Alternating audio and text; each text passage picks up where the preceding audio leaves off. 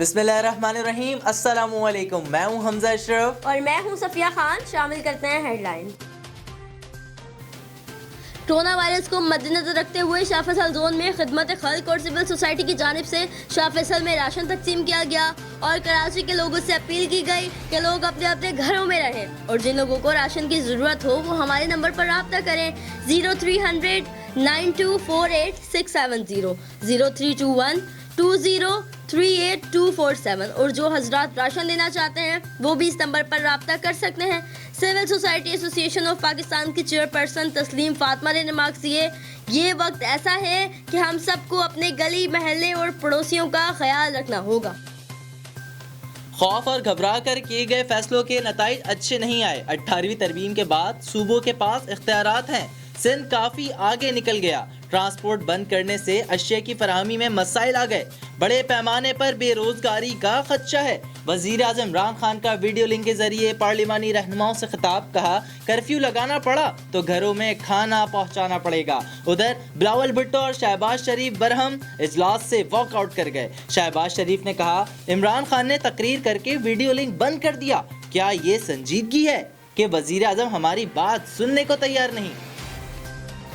Corona virus کے پیش نظر سول سوسائٹی ایسوسی ایشن آف پاکستان کی جانب سے کل ہونے والی ہنگامی کانفرنس میں یہ طے کیا گیا تھا کہ ملک بھر کی تمام مساجد میں اسپرے مہم کا آغاز کیا جائے گا۔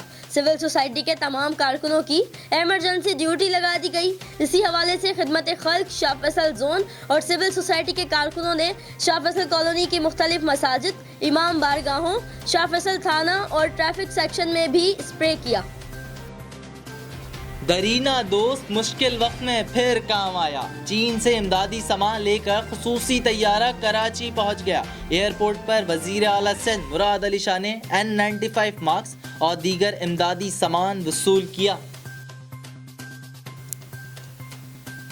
سول سوسائٹی ایسوسی ایشن آف پاکستان کی جانب سے اسلام آباد میں بھی راشن تقسیم کیا گیا اور عوام کو گھروں میں رہنے کی ہدایت دی گئی اور عوام کو ماسک اور سینیٹائزر بھی تقسیم کیے گئے اور جو تاجر یا مخیر حضرات راشن یا کسی بھی صورت میں لوگوں کی مدد کرنا چاہتے ہیں وہ بھی اس نمبر پر رابطہ کریں 0312 555 1725۔